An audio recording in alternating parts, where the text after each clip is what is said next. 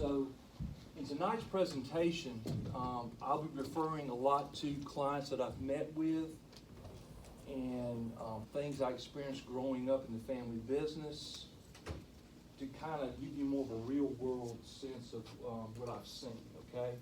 So I hope you get something out of it. Now, when a client comes to see me, the first thing I ask them is, why do you want to own a business, okay? And I'll get a number of different answers. One is I hate my job, or I've lost my job. I don't want someone telling me what to do. It's always been my dream to own a business. There's nothing wrong with any of that, okay, at all. But you've got to always remember one thing. If you're going to own a business, your number one focus has to be, and this may sound elementary to you, but a lot of people don't get this, is your main number one focus is to make a profit. And when I say profit, I mean cash in your pocket, okay?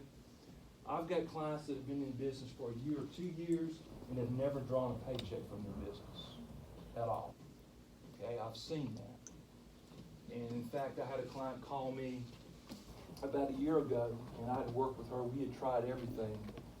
And I said, well, how are things going? She said, well, they're going fine. I said, well, have you drawn a paycheck? She goes, no, I hadn't drawn a paycheck in 2 years. She said, what should I do? And I said, close it. Get out. Why do you want to own a business and not pay yourself? I mean, that makes no sense to me. That's a hobby, not a business.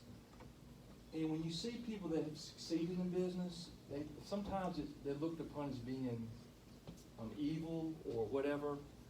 You know, money's not evil, greed is. When you take advantage of your customer to make $1, that's what's wrong. But there's nothing wrong with having an honest business and making a lot of money. There's nothing wrong with that. We're in a capitalistic economy. We're not a socialist economy yet, anyway. So, you know, you've got to focus on that. And the reason I'm saying this to you tonight, and I'm preaching a little bit, is I've got so many clients that do not focus on that, okay? They focus on everything else but making money. You've got to, now that's not everything. You need to be good at what you do. You need to love what you do, okay? I'm not saying that's not important. If your business helps the community, fine. But the bottom line is, you have got to make a profit, which is cash, or you will not survive. You will not be around, okay? So just always remember that. Now, what is a small business quickly? According to the federal government, depending on your industry, 250 to 1,500 employees. Every business is categorized differently on how many employees is considered a small business. Now, why am I telling you this? Because if you go for a grant or any kind of aid or something, you got to be if you're going to be classified as a small business, they're going to look at that, okay? 28 million businesses making up 97.7% of U.S. firms in America are considered small businesses. A lot of people don't know that. Without small businesses, you always hear about Amazon, Walmart, which I don't like. You hear about all these big businesses, but what you don't hear about is without small business, the U.S. economy would die. It wouldn't be around. They need you. Okay, trust me, they need you. All these big businesses started small. Okay, just remember that. Now, I'm not showing this to be negative, but this is reality. According to the data from the U.S. Bureau of Labor, 20% of small businesses fail within the first year. By the end of year 5, roughly 50% of small businesses fail. After 10 years, the survival rate drops to about 35%. In this, you know, in a capitalistic society, the strong survive, the weak do not. That's the way it is. Okay? But this is how you think. You're going to be that 35%. If you don't think that way, I'm not saying you shouldn't be an entrepreneur, but you may want to rethink it, okay? Because entrepreneurs, they think it being a success. Failure's not an option to them. I grew up with one, I know. That was his attitude. So don't look at this and think, I'll never make it, okay? You have to think, I'm going to be in 35%. That's how you think. Now, I came up with this list from clients that I've seen that have failed at business. And I'm also going to show you a list of things that clients did to be successful, so it's not all negative, okay? Lack of experience. What I have to say about that is, would you want a surgeon operating on you that has never done a surgery before? Okay? Think about that. Would you want to eat at a restaurant where a cook has never cooked before? If you're going to open a business and you have no experience whatsoever in that business, I'm not saying you can't succeed, but your chances aren't going to be good, okay? I had a client to me one time that wanted to open a restaurant. I said, do you ever work in a restaurant? No, but I like to cook. That's a red flag to me, okay? If you're not going to have experience in the business you're going to open, then you need to have somebody, a partner or something that does have experience in it. Your chances of success are far greater. And again, nothing's 100%. I'm not saying that you cannot open a business with no experience and not make it, but the chances are you won't, okay? Insufficient working capital. Cash is the lifeblood of a business. If you run out of cash, your business is dead. If you go back to the bank and try to borrow more, Kelvin's a former banker, they look at cash flow. If you're coming and saying, I need more cash because I don't have any cash flow, the bank's not going to lend to you. I'll get more into that later, but you cannot let your business run out of cash, okay? Poor location. If you're in a retail or restaurant business, location is very important. Service industry, it can be important, but it depends on what it is. Sometimes you can get away with not being in a prime location to make it in the service industry, okay? But if you're going to be in the retail industry and you've got a bad location, your chances of making it are not good, okay? Poor inventory management. I grew up in retail. We sold clothing. The hardest thing we had to always try to juggle, if that's the right word, was not overbuying merchandise or underbuying. You have to have the right amount to make a profit and not lose sales. That's very hard to do. If you overbuy and you don't have the sales, your cash flow is gone. If you underbuy, you're going to miss sales. Your cash flow is gone. So inventory management is incredibly important when you're operating a business that's selling a product. Overinvestment in fixed asset, that could mean that you pay too much for a building to move your business into, or if you're in the service industry, you overpay for equipment. You have to be very careful there. You do not want to overinvest in a fixed asset because you'll be behind in the very beginning. Come on in, you're fine. Poor credit arrangements, I'll give you an example. I have a client that has over $100,000 in credit card debt with his business. Okay? True story now. Everything I tell you, I've seen. Came to me, I mean, he was not my client when he did this, okay? And he wanted to go to a bank and get them to finance that. They were like, no. Be very careful. Sorry for my banker. But be very careful with your credit arrangements, okay? I mean, you need to look at the interest rate, how many years you can finance it. Don't get yourself in a situation where you're paying 18% interest on a loan, okay? Be very careful. I've seen that ruin clients with poor credit arrangements, okay? Personal use of business funds. I had a client who was always going on a cruise. She bled her business to death. She basically robbed her own business. Now, if you own a business, there's nothing wrong with having little perks with it. That's part of it. She overdid it. So basically, she stole from her business to the point she put it out of business, okay? You can't do that.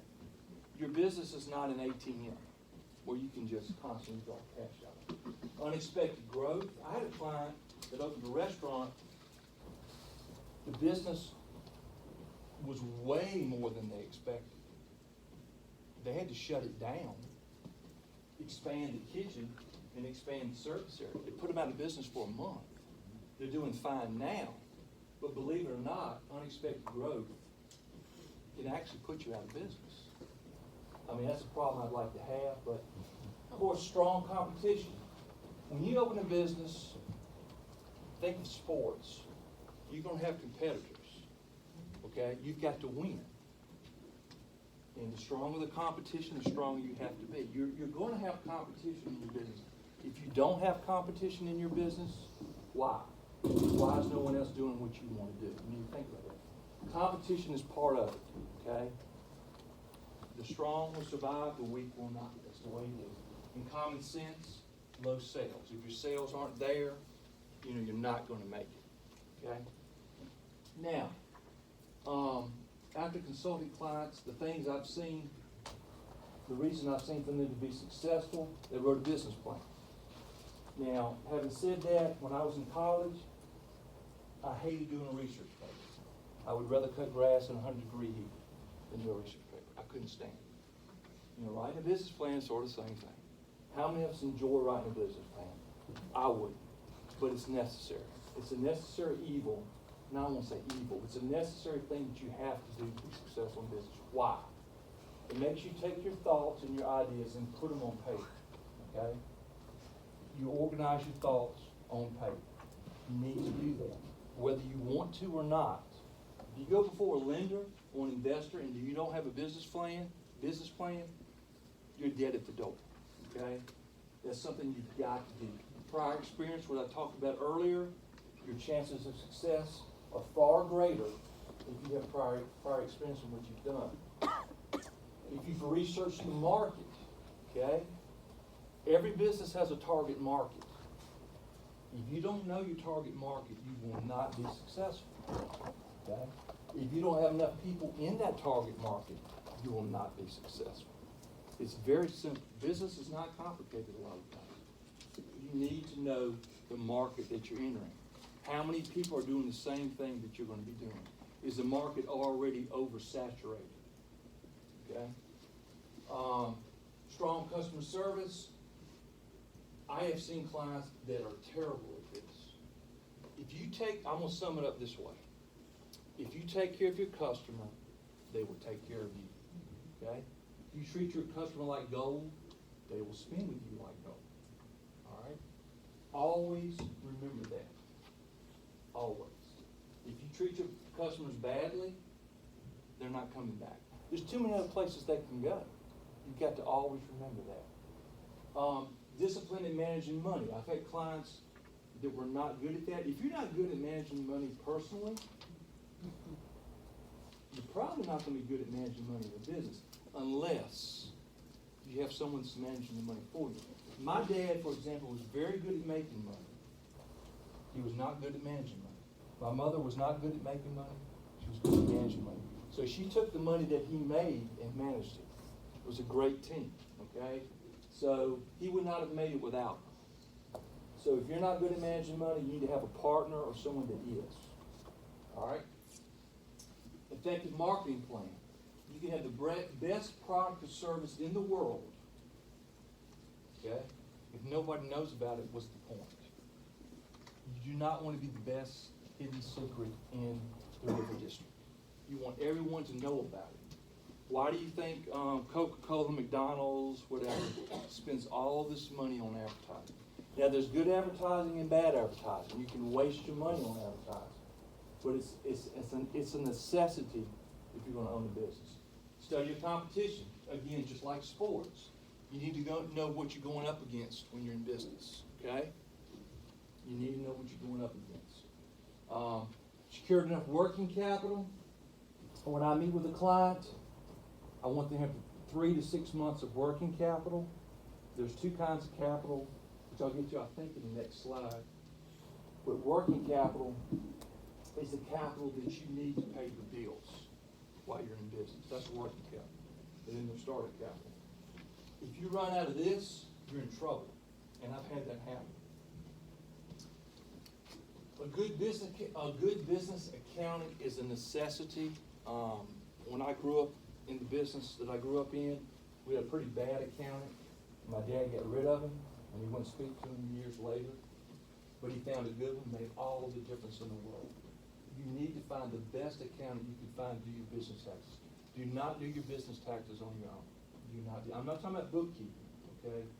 Do not try to do the business taxes on your own. I have clients that have been audited to try to do the business taxes on their own. And they owe a lot of money to the federal and state government because of that. Do not do that. Low business debt, just like personal debt. You want your business to have the lowest debt possible, okay? You don't want to be strapped with huge debt. If you have low business debt, your chances of success are far greater. Think big, start small. I've had clients that think they can start like Amazon.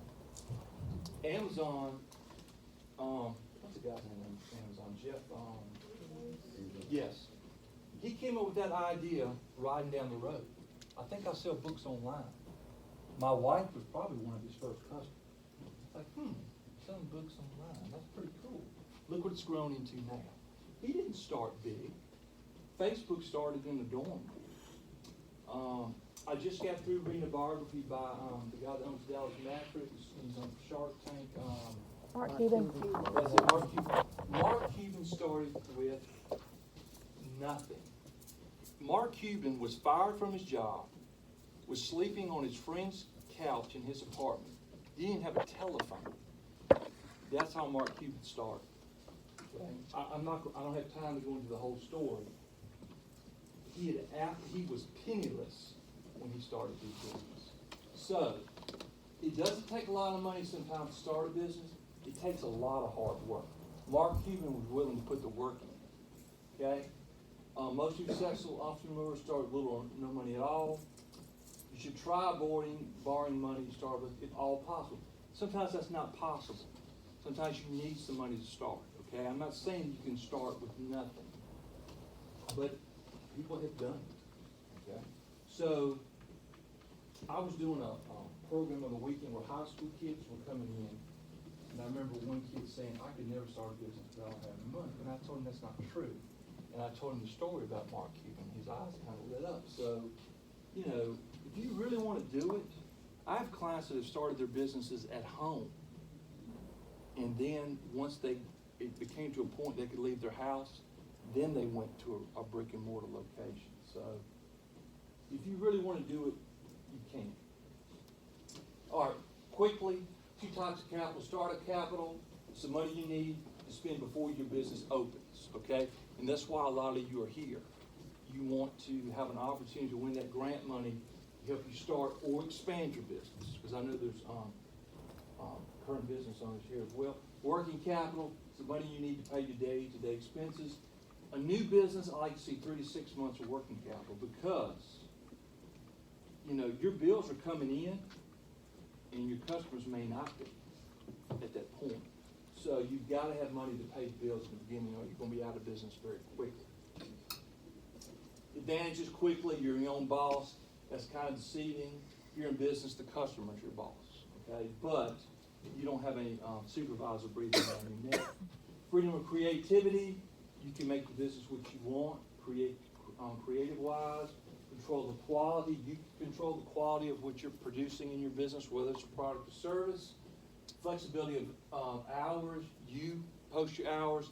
In retail, the studies have shown that 11 a.m. to 7 p.m. are your best hours, but not in small towns. In small towns, if you're in retail, it's 10 a.m. to 6 p.m.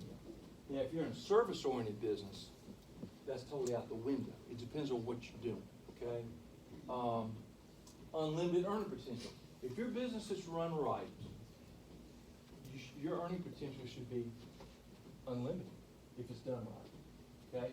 And that's why a lot of people go into business. All right, steps to starting a business. Number 1, write a business plan. I'll go into more on that lately. More into that later. Choose a business structure. We're going into more of that lately. You have to register your business in its name if you're a new business. You have to get your federal and state ID numbers, obtain licenses, contact a business accountant. Some businesses you may need to contact a lawyer depending on how complex it is. You've got to open a business account at a bank, which is usually free.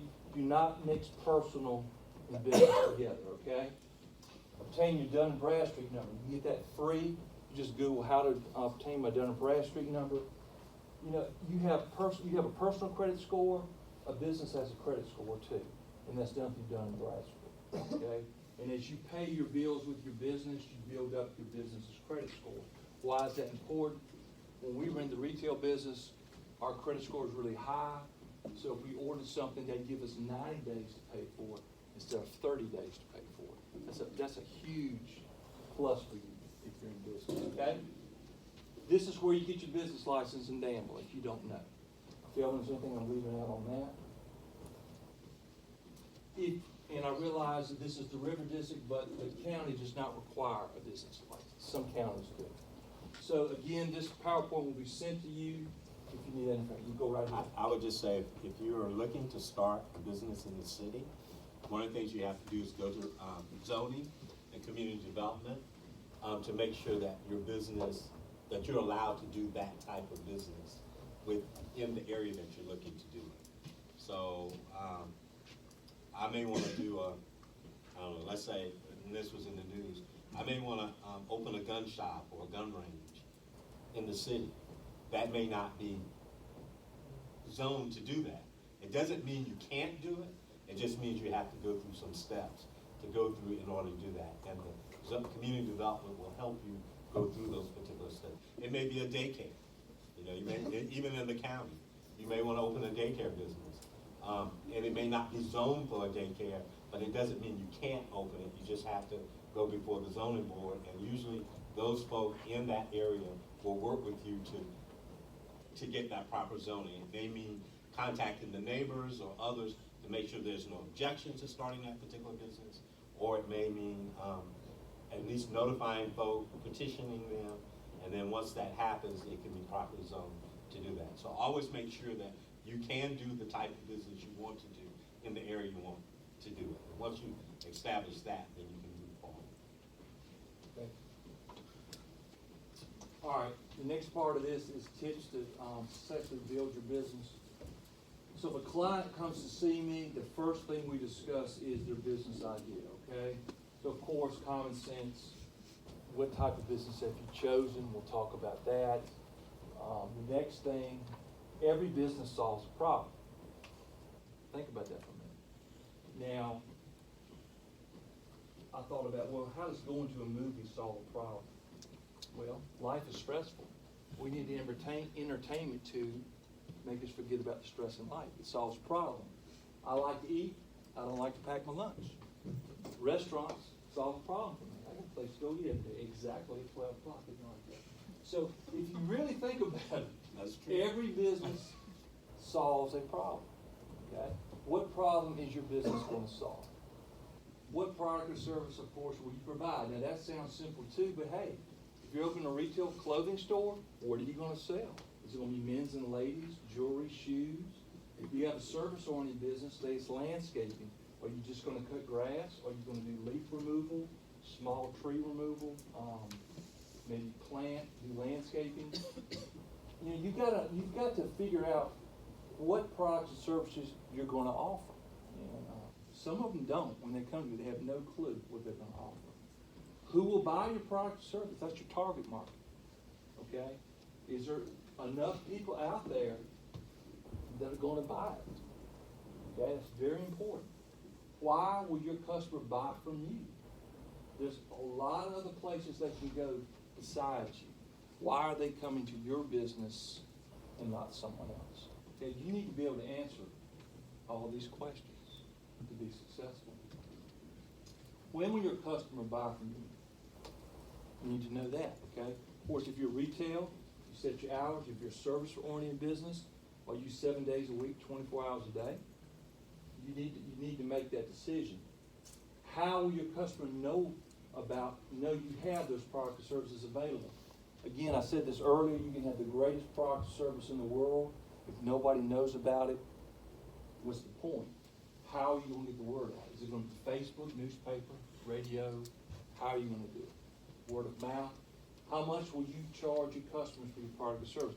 This is incredibly important. You've got to find the right price to charge for your product or service, okay? Selling a product, you sell it too less, gonna hurt your cash flow. You sell it for too much, it's gonna hurt your sales. You gotta find the happy medium. Same in the service-oriented business, okay? If you're a plumber, electrician, whatever, you know, you have to charge a price that people are willing to pay, and you can still make a profit. That's very, very important, okay? I have a lot of clients in the service industry especially that do not charge enough. If you're really good at what you do, charge for it. Don't be afraid to. If you're offering a high quality product or service, you need to charge for it, okay? Where would your business be located? I went over this earlier. Retail, it's very important. Restaurants, retail, prime location. Service-oriented businesses, again, you can get away with not having a prime location depending on the service you're providing.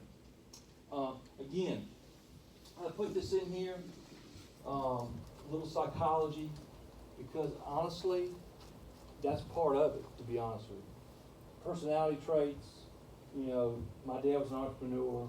He would make me go to breakfast and eat with all his buddies that were entrepreneurs. They're different kind of people. They really are. I mean, they're the kind that the glass is always half full. It's never half empty. They were not negative thinkers. They were not always politically correct either, but that's just how they were. And if you're a negative thinker, honestly, I don't think you're going to make it. You have to be a positive type of thinker to be an entrepreneur, in my opinion. You know, are you tough? You know, these guys were tough mentally, physically. You know, failure was not an option to them. If they failed at one thing, they'd go try something else. You know, they were not the type that felt sorry for themselves or blamed other people for their failures or that sort of thing. You can't be like that if you're in business.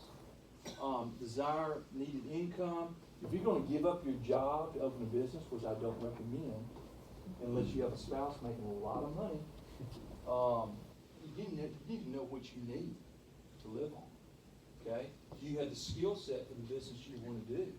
Personal goals. We always had goals in the business. We would always set them really high. We said, I want a 20% increase in sales this year. Or we may get 10. But you've got to have personal goals if you're in business. You've got to be striving to do better every year. Okay? Support of family and friends. I've had clients that wanted to start a business and the spouse was 100% against it. That makes it really hard. Okay? If your spouse is with you and your friends are with you, whatever, it makes it a whole lot easier. So I hope in your situation that you have the support of family and friends if you're starting or expanding your business. It makes it a lot easier. You got to consider the market. You got to research the market you're in to see if there's a need or appeal for your product or service. Can they contact the city and get a list of who's already doing what? Don't y'all have that? If they wanted to know, yes and no? Okay. You need to know. Because if you're going to open something and there's 10 other people already doing it, it may be already saturated, okay? So you need to check into that. You've got to research the market you're going into. You've got to identify potential competitors, which is the same thing I just went over. How you're going to reach your customers, which is done through marketing. Identify potential problems. Every business may have a problem when it's starting out. You have to identify those. Prepare and adapt to changing conditions. The economy is the best I've ever seen it. I'm 55 years old. I mean, we had a great economy in the 80s, again in the 90s. This is the best I've ever seen. But nothing lasts forever. Okay, that thing could drop any time. Are you prepared for that? Another recession. A recession is going to happen again. It's just a matter of when. It always does. The economy is always like this. Always. And it always will be. You got to be prepared for that. Two types of research. Primary, this is expensive. This is when you have to go out and do surveys and different things, questionnaires and different things like that. It's expensive and time consuming. Secondary research is a lot easier. It's stuff that's already been publicized, okay? A lot cheaper and a lot easier. It's great if you can do both. You may not be able to, but the more research you can do, the chances of success are far greater. Creditworthiness, I'm not going to spend much time on this at all because Kelvin's going to cover this in week 3, correct? you need to know your credit score. You gotta know it, okay? So just go ahead and find out what it is, okay? Consider your current monthly personal debt, okay? If you're gonna quit your job or leave your job, start a business, what is your personal debt? Okay, you need to know what that is. You don't wanna be on the street if something happens. Determine if you're able to accept more debt. The bank's gonna look at that. Can you accept more debt? Can you afford risking a business failure? I don't see anyone on the street, okay? Don't put yourself in a situation where this is do or die. If this business fails, I'm gonna lose my house and all that. Don't put yourself in that position. I'm not saying think failure, but don't put yourself in that position. I've had clients that have done that. Quickly, forms of organization, sole proprietorship, basically, you're a single person owning a business, okay? Partnership, it's two or more people owning a business. Corporation is when you have stockholders that own the business, okay? You guys aren't at that point. 99% of the people that I counsel are LLCs. Why? You have the simplicity of a sole proprietorship and partnership as far as taxes go, and you have limited liability like a corporation. If you meet with your accountant, 9 times out of 10, he's gonna say, you need to be an LLC, okay? So listen to him. Okay, now you've got to gather information. Part of your homework, now we're getting into more of the nitty gritty now. You need to know what your startup costs or expansion costs are going to be for this competition. Let's start talking about the competition, okay? So, wasn't there a handout on that or not? It is. Okay, so what I need you to do, if you hadn't already done so, you guys need to start figuring out what that's going to be. It can be a rough estimate, okay? But you've got to start figuring that now. All right, because I would like everybody here to win. That's not reality, but I think I'm gonna be one of the winners, okay? Start figuring out your startup costs. Once you have that, okay, once you have that, you've got to start thinking about your monthly expenses as far as the business goes. And what is that going to entail? Contacted Mr. Perry here, seeing what's available in the River District, okay? So what's the rent going to be? What is the projected utilities going to be? Insurance, phone, on and on and on, okay? If you're expanding, you know, is that going to increase your monthly expenses? I would think it would. You need to know that as well, okay? Start working on that. Sales required to break even. We'll get more into that as the competition goes on. Decide the amount of personal cash and other capital you have to invest. You may not have any, or you may, okay? But you need to find out what you have that you can invest into your startup or expansion. So start doing that now, all right? Okay, now, once I've met with the client, we've done all that, they'll come back to me, and we'll decide if we think that their business idea is feasible or not. I've had conversations with clients and said, I don't think you should do this. Again, I've had conversations with clients and I've said, I think you should do it.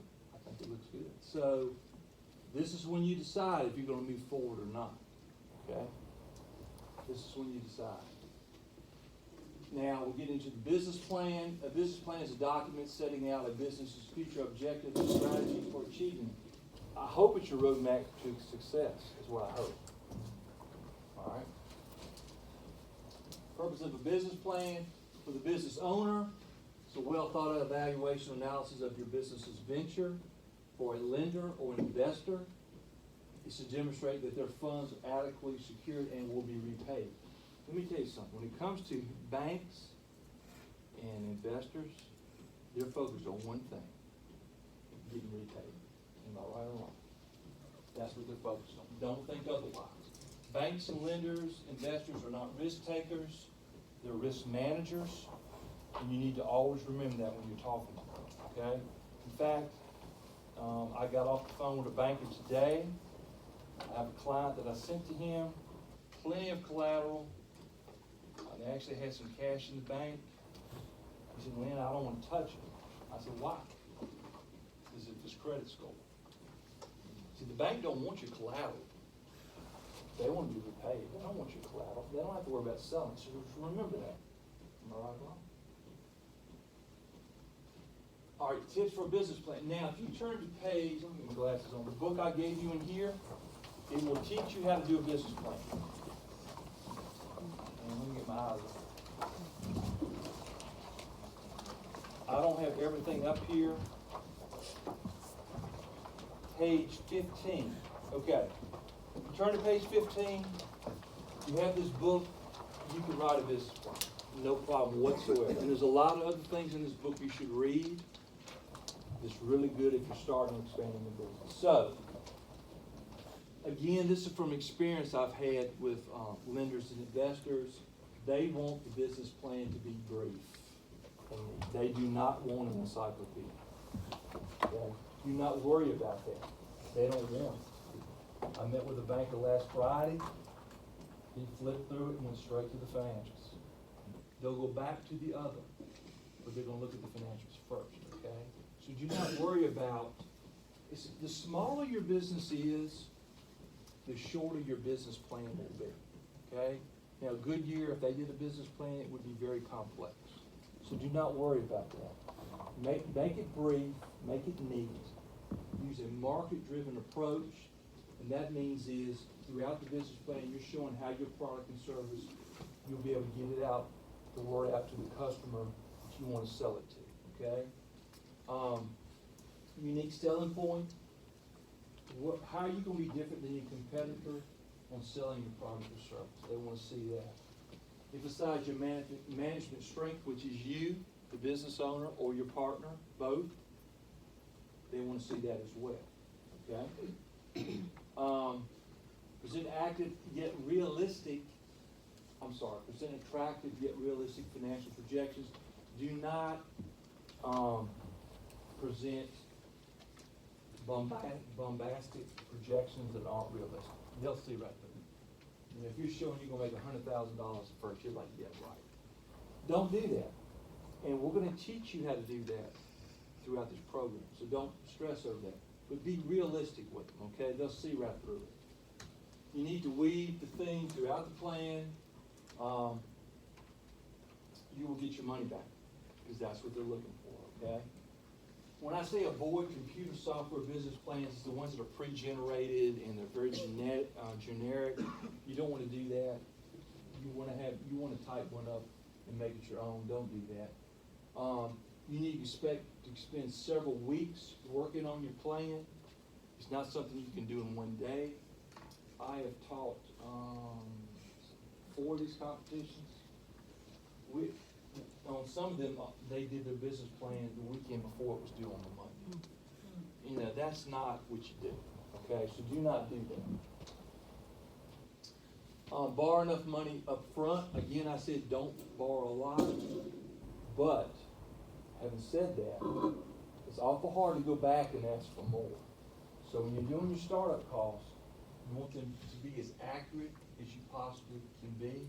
Because when you go back to a banker, like Kelvin used to be, they may not want to lend you. Most of the time they don't, all right? Do your homework, research the market, proofread your plan. If you've got a lot of spelling mistakes in it, the judges, I mean, this person can't spell and they want to open a business. I mean, proofread your plan. Don't have a lot of grammar. I mean, seriously, don't make it where, you know, it looks like it hadn't even been looked over. Learn from your mistakes. If you go before a lender and you're turned down, ask why. They have to tell you. You may be able to work on it and then go back to them at a later date for enough money. Okay? The outline, executive summary.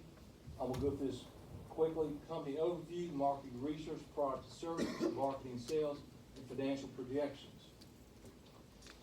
Your cover sheet is going to have all the information about you on it. Okay? Have it neat. This is about the judges now.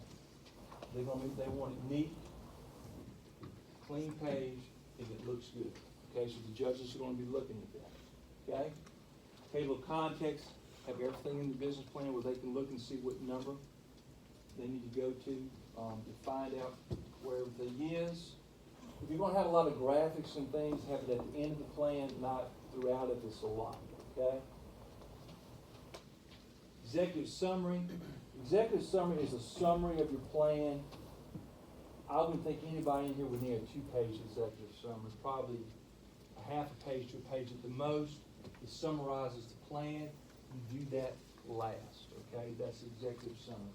Somebody should be able to look at that and read it quickly and see exactly what you're trying to do. That's what the executive summary is. Business description.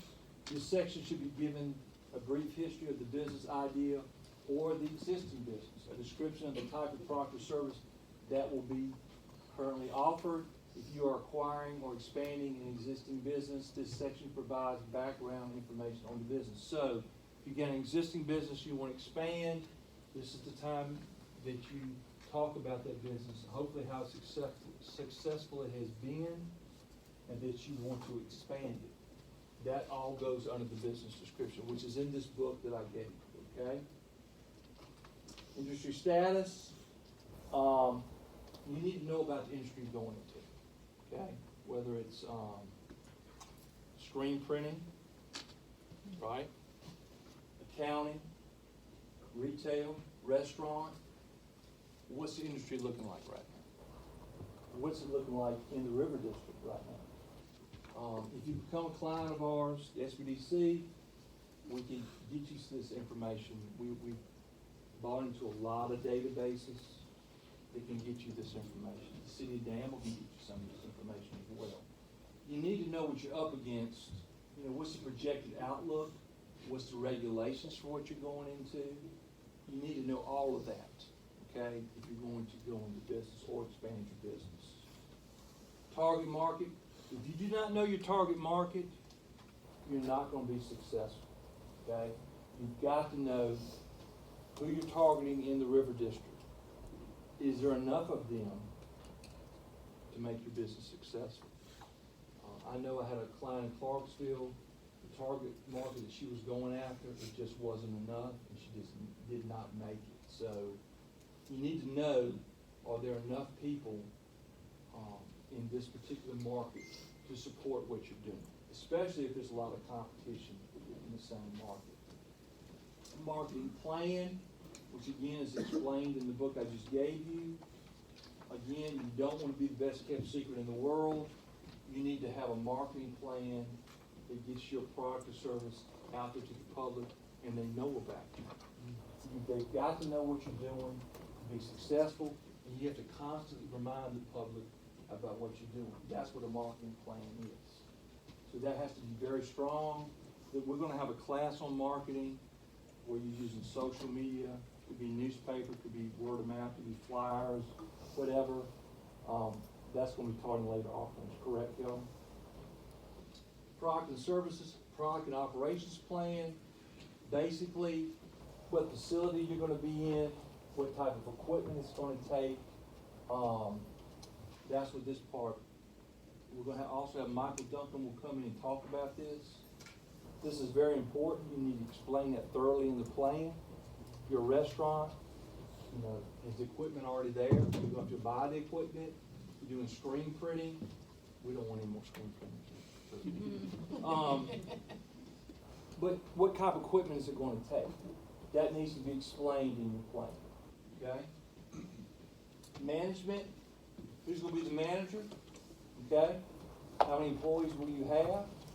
Do you have to train them and how? How much will they be paid? How are you going to recruit them? Okay? Again, if you're a small business, these sections may be a paragraph, maybe a half a page. That doesn't, if you're an existing business, it may be a page. So don't worry about the length of the plan, worry about what's in the plan, okay? Make sure that it's relevant to what you're talking about, not a lot of fluff. People don't want to read that. They want to read. I'm not saying your marketing plan shouldn't be one sentence, okay? But I'm saying it doesn't have to be 2 pages. Now the financial plan, which will be taught here as well, so don't worry about that in another class. This section should include past financials and future projections based on sound and reasonable assumptions. The numbers used for each expense should be accurate as possible based on current research. For existing businesses, now correct me what the judges want to see, okay? They want to see income statements, balance sheets, and tax returns for the last 3 years. Interim financial statements year to date must be less than 90 days old of the application date, include accounts receivable and accounts payable, aging schedule. If you're an existing business, your accountant can get all of that. Just ask them for it. If they can't get it, you need another accountant.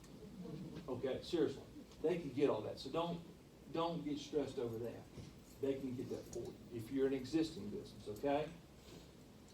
Make sure all the dates on the interim financial statements match. All the numbers of the supporting statements must agree with the income statement and balance sheet. List all business obligations. That's how much money you owe in your business. Again, your accountant can get all this if you're an existing business. For all businesses, personal financial statement, do they want this? Don't worry about the personal financial statement. You scratch that, okay? You don't need that. Personal income tax returns? No. Scratch that. Now, don't scratch that if you're going before a lender. The grant money that you may or may not win, if you win the grant money, it may not be enough to do what you need to do. A lender is going to want to see all this, okay?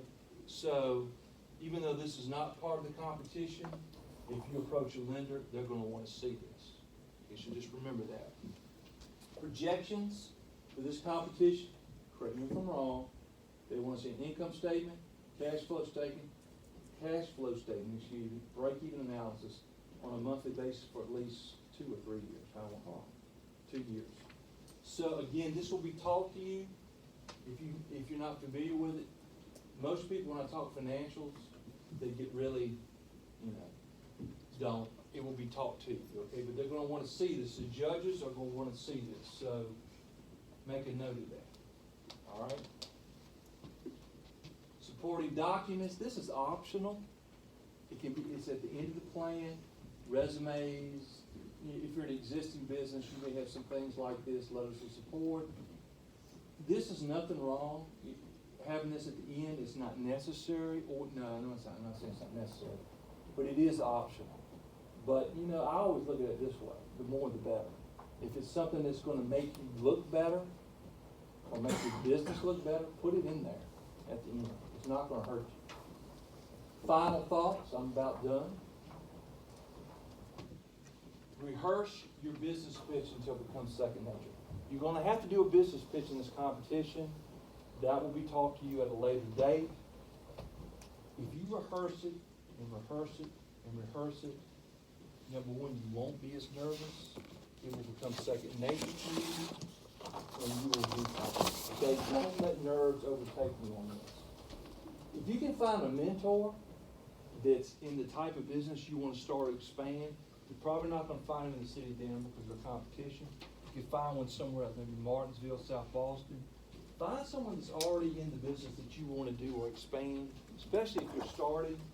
A lot of them will be happy to share with you information about what you want to do. You'll be very surprised. But again, locally, they probably don't want to because you'll be competition. So look outside of the area. Look, be willing to work hard. If you're an entrepreneur, you have got to work hard to be successful. I'm sorry. You've got to. If you're not willing to roll up your sleeves and really work, you're not going to make it, okay? And another thing, tell yourself every day, failure is not an option, okay? Think positive, look in the mirror and say, failure is not an option. Any questions? Mr. Craig? That's a lot, isn't it? But you can do it. Yeah, they can do it. Read this book. Again, my contact information is on the slide that will be sent to you. If you want to meet with me one-on-one, I'll be happy to. Email is the best way to reach me. Again, my office is in the Taylor building on this campus, and I'll be happy to meet. Linda, to tell you all that, was talking about taking a risk. His dad quit his engineering job. Is that right? and told them they were gonna move to Clarksville. Oh, you want me to tell that story? Yeah, I love that story. You do? Yeah. You want me to tell that? Because it's about taking a You want me risk. to tell me that? You want me to tell me that? Yeah. All right. Actually, you wasn't an engineer. That's wrong. Oh. Fake news. No. My dad was, we lived in Atlanta, Georgia. My dad was, he worked for J.P. Stevens. He was the East Coast Regional Sales Manager. And so he covered from Florida to the state of New York, okay? And he made a good salary. I lived in suburbia in Atlanta, basically. And so he came back home for Christmas, and he took me downtown. We went into Willis's department store. And the owner, Ralph Willis, was talking to him and said, look, I'll sell you this. I tell you, you lost your mind. Why do I want to buy this? To make a long story short, we go back home, and my dad wasn't real happy with his job, even though he was making a good salary. And my mom didn't have to work. And we were sitting there, I'll never forget it. I was probably 10, my sister was 5. My dad said, I think I'm gonna buy that business. And my mom said, you have lost your mind. And I was thinking, yeah, you have lost your mind. And my sister was like, yeah, let's do it. So to make a long story short, he did it. And I remember him sitting there, my mom said, Lynn, my father's name was Lynn as well. And she said, what if this doesn't work? He said, this is going to work. Okay? Failure was not an option to him. Now, you're talking about taking a risk. My mother did not have a job. He had a 10-year-old and a 5-year-old. He gave up a job making, back in the early 70s, he was probably making $100,000 in today's standards. He gave that. Now, I'm not saying everybody should do that. And he moved his back. My mama was not happy. She was not a happy woman. And you know what? He made it work. He did. And he was very happy. He did not miss his old job at all. We had up to 5 stores, and he retired financially fine. So that's just a good example of, if you're determined to do it, you can do it, okay? But now he gave up a lot to do it, and he worked really hard. Now my parents worked, and my mom helped him, even though she didn't want him to do it. She helped him, but they always were working. It's not a 9-to-5 job, but he loved it. He loved it. He did not miss his old job. He loved being an entrepreneur. So, you know, if this is something that you really, really want to do and you're passionate about it, you know, you can make it work. And if you're determined, hardworking, and keep a positive attitude, because I grew up in that environment, I saw it firsthand. So, thank you. Okay. I don't want to gloss over what we're going to cover. Lynn kind of gave us an overview of all those things. As you look at the schedule, Varun will come up. We'll take a little break. Varun will come up and cover his part, and then we'll be ready to go. Put his jump drive in, but we're going to have the second part of the business plan, and then I think what Varun is going to do is give you some things that you can start working on this week, so that when you come back to class next week, at least you'll have some type of outline of what he's asked you to do, and then you can rely on us. So as I'm sitting there, I could be looking at what you presented, and then we can make some corrections, and he'll cover that, and we'll do that each week to make sure. We'll have Greg Anderson from First Citizens Bank.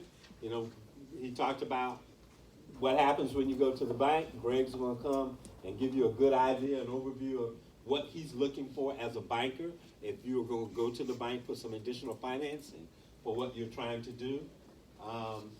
Then that third week, talked about research.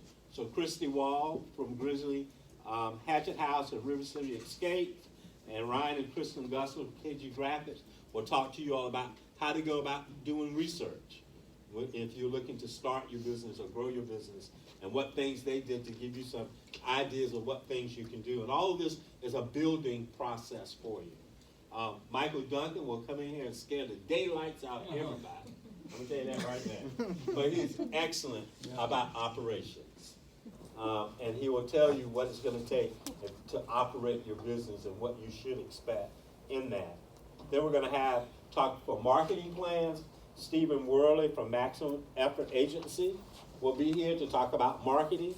you know, how to use social media, how to develop a plan, how to, you know, all the things you need to have in order to be effective in your business. Because Facebook may not be for everybody. It may be a different medium depending on who your audience is and your target market is. You know, if it's a younger generation, they're not on Facebook.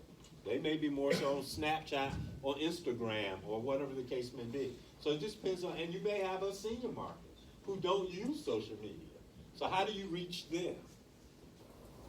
So by the time Steve ends on the 25th, then we'll come back with a deep dive, fine tuning all the things that you have. So I really encourage you to start taking a stab at it after tonight so that we can start looking at it, because our goal is by March 3rd, you should have a good framework of what your plan looks like.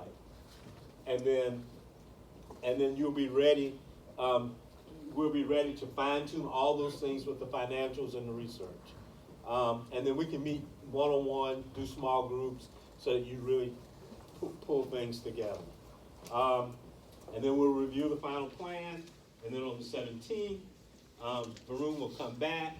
He'll teach you or tell you or give you some good tips on how to pitch, you know, so that you're not nervous about it, because it's like your elevator speech. I would say you've got 2 minutes or 3 minutes to tell me. If you looked at Shark Tank, it doesn't take a whole lot. You gotta convince someone why they should invest in your respective business as well. And then our pitch competition is on Tuesday the 17th. Oh, well, the documents are due on the 17th. Pitch night is going to be on the 24th, and we'll announce the winners on the 31st. Any questions? Y'all so quiet. So Varun will come down and make the We have a change. slight change in our schedule, right? Next week class, the main speaker is gonna be there, but it won't be Kelvin, I'm gonna cover. Right, exactly. So, We flip, yeah. we'll flip that. Exactly. Varun will be speaking next week. The main speaker, they'll be here. Right, exactly. I So also encourage, I see like everybody's so tense, I encourage you to talk to each other, share your business idea. I'm kind of, in the old school theory is that, you know, you just hold your idea to yourself. I suggest that you talk to each other. It is okay to share your ideas. In fact, this is a way to get like customer discovery. You know, your business, you might be a client of his, so I like to share ideas. You know, it's okay. You know, sometimes Lynn said that you may have competition from other business in the area, but it is okay. You may be starting a restaurant, but you can reach out to KG Graphics just about generally about like how to start a business, right? So there's no competition there. So I encourage you to talk to each other, share your ideas. You know, most of the small businesses that we are going to be talking about, it is more about execution, and there's not going to be major like trade secrets or patents here. So it is okay to share.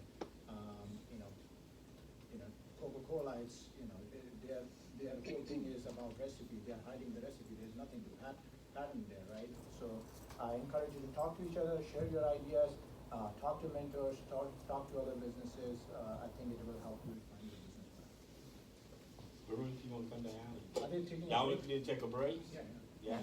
Go to the bathroom or anything? Grab a water, or there's We got some water, popcorn, some snack. popcorn. Take a stretch break, and we'll get you out of here as